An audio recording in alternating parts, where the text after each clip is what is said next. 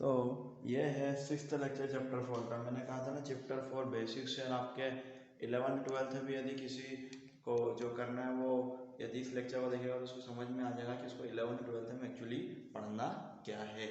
सो आज हम बात कर रहे हैं बोहस मॉडल की।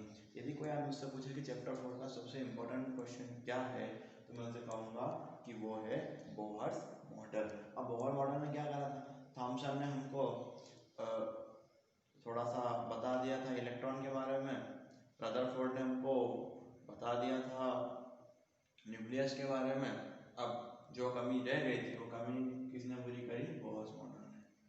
बोहर ये कहता है कि बीच में कोई पॉजिटिव चीज़ है जिसको हम लोग न्यूक्लियस कहते हैं, जो रदरफोर्ड बता चुके थे। इसके आसपास इलेक्ट्रॉन रिवॉल्व करते हैं और इलेक्ट्रॉन में कितने हैं? पहले में 2, दूसरे में 8, तीसरे में 18। और इस पहली शेल को आप इसको इस तरह से समझ सकते हैं कि यह सब एक घर है जिसमें बिल्डिंग है, पहली बिल्डिंग, दूसरी बिल्डिंग, तीसरी बिल्डिंग, चौथी बिल्डिंग, और इन बिल्डिंग का नाम है। तो उसने कहा जो पहली शेल है इसको हम ऑर्बिट बोलेंगे या शेल बोलेंगे जिसमें इलेक्ट्रॉन घूम रहे हैं। ये पहली शेल को हम बोलेंगे के, दूसरी को हम बोलेंगे एल, तीसरी को बोलेंगे हम एम और चौथी को हम बोलेंगे N. So this is the L. So क्या एल एम एन। अब समझते हैं बोहर्स के पॉइंट भाषा को क्या कहते हैं। पहला तो है electron revolve around the nucleus. जो इलेक्ट्रॉन है वो न्यूक्लियस के आसपास घूमते रहते हैं। दूसरा है फिक्स्ड एनर्जी। हर इलेक्ट्रॉन जो कि ऑर्बिट में उनकी एनर्जी फिक्स्ड होगी। भाई आप घरों में रहते हैं तो आप एक ही कपड़े पहनते हैं, जब आप घर से बाहर निकलते हैं तो आप थोड़ा चेंज हो जाते हैं। जब इलेक्ट्रॉन यहाँ से आगे बढ़ेगा तब उसकी एनर्जी चेंज होगी, पर जब वो घर में ही है तो ऐसा कुछ भी नहीं है। इन शेलों को उन्होंने नाम दिया है के एल एम एन। पहली शेल के, दूसरी एल, तीसरी एम और चौथी N. Lowest energy first shell. देखो जो नीचे वाली बिल्डिंग में रहता है ना उसके पास कम पावर रहती है, ऊपर वाली बिल्डिंग में ज़्यादा पावर, फिर ऊपर वाले में ज़्यादा power.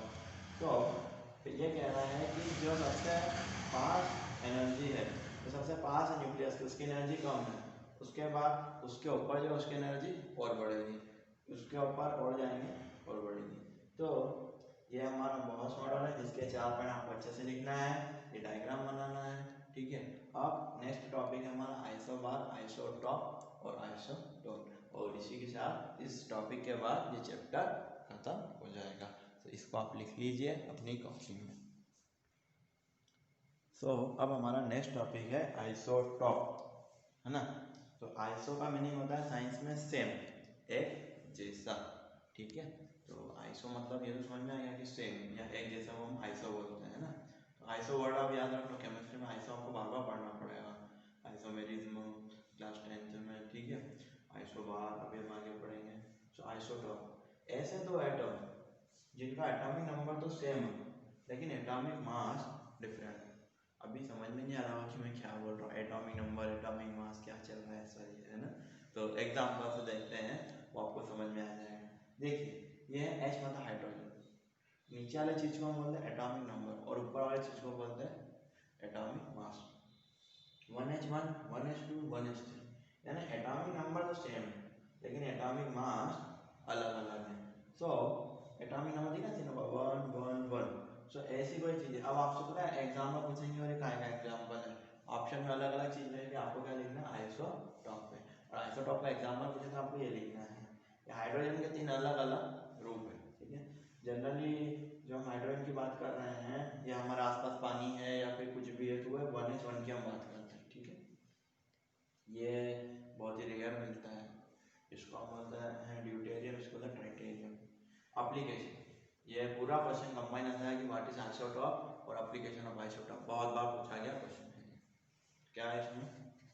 Uranium U-35 in electricity. जो इलेक्ट्रिसिटी जो जापान में, अमेरिका में, हालांकि इंडिया में बनता है न्यूक्लियर रिएक्टर में, इसमें क्या कहते हैं, इस यूरेनियम को दो डाल देते हैं आपस में, तो जब टकराते हैं तो बहुत सारी एनर्जी बनती है। तो यूरेनियम में भी बहुत सारे आते हैं, तो यूरेनियम U-35, ये वर्ड याद रखना है, बहुत काम का है TSC के लिए, ऑब्जेक्टिव के लिए। यूरेनियम में कौन सा यूरेनियम काम में आता है इलेक्ट्रिसिटी के? Cobalt C60 used in cancer. जिन लोगों को कैंसर का ट्यूमर हो जाता है उसको काटने के लिए कोबाल्ट 60 का प्रयोग किया जाता है। तो बहुत बार पूछा जाता है कि कोबाल्ट, और ऑप्शन में है कोबाल्ट 60, 61, 62, 63, और पूछेंगे इनमें से किसका इस्तेमाल कैंसर के ट्रीटमेंट में किया जाता है। आयोडीन, आई मतलब होता है आयोडीन, यू मतलब होता है यूरेनियम, CO मीन्स होता है कोबाल्ट। तो I31 used in treatment of white, एक बीमारी होती है जिसको हिंदी में गलगंड बोलते हैं। जो लोग आयोडीन कम खाते हैं या आयोडीन की कमी रहती है जिन लोगों को, उनका गला ऐसा सूज जाता है, तो उसके ट्रीटमेंट के लिए भी हम आयोडीन 131 का इस्तेमाल करते हैं। C14 एज डिटर्मिनेशन, ये जरा इंटरेस्टिंग चीज़ है, कार्बन डेटिंग अभी से पढ़ लो तो क्लास 10th में पढ़ने की जरूरत नहीं पड़ेगी। हम जो भी जीवित वस्तु है, चाहे पेड़ पौधे हैं, हम हैं, या फिर एनिमल्स हैं, इन सब के अंदर एक फिक्स्ड मात्रा में कार्बन 14 मौजूद होता है, जो मशीन से देख सकते हैं कितना है। यदि हम मर जाते हैं तो कार्बन 14 धीरे धीरे धीरे कम होते जाता है। अब कितना कम हुआ है वो मशीन से पता लगा के बता सकते हैं कि ये चीज़ इतनी पुरानी है। पता लगा ना कि इतना पुराना डायनासोर मिला, 5000 साल पुराना हाथी मिला, 3000 साल पुराने अंडे मिले, तो ये कैसे पता लगा सकते हैं? उसमें डेट ऑफ बर्थ तो लिखी नहीं होती ना। तो वो क्या होता है, अंदर कार्बन 14 मौजूद होता है। आपकी बॉडी में भी है, मेरी बॉडी में भी है, और जैसे जैसे मरने के बाद बॉडी से वो कम होता रहता है, और बहुत समय लगता है उसको कम होने में ना, हज़ारों साल लगते हैं। तो उससे हम आइडेंटिफाई कर सकते हैं। सो आइसोटॉप और आइसोटॉप की एप्लीकेशन, अगले 2 टॉपिक बचे हैं, आइसोबार और आइसोटॉन, वो भी बहुत इंपॉर्टेंट है, तो इसका आप फोटो खींच सकते हैं।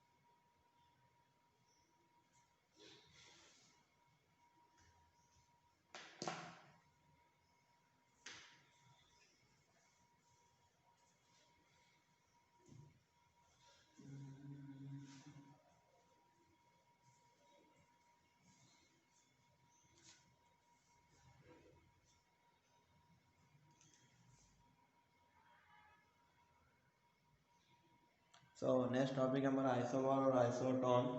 तो आइसोबार क्या होता है ये हम देख लेते हैं। एटम्स ऑफ एटम्स, ऐसे एटम्स जिनका डिफरेंट एटॉमिक नंबर डिफरेंट है लेकिन एटॉमिक मास सेम हो। जैसे ये एग्जांपल आप देख सकते हो, ऊपर ये नीचे वाला एटॉमिक नंबर होता है, ऊपर वाला एटॉमिक मास। ये 18 AR14, यानी एटॉमिक नंबर 18 है और एटॉमिक मास 40। और ये कैल्शियम जो हमारे बोन्स के लिए जरूरी रहता है, तो धूप में बैठा हुआ है प्लीज आधा घंटा ना, मैं भी लेक्चर खत्म करके धूप में बैठूंगा, तो 20 या 40, ठीक है।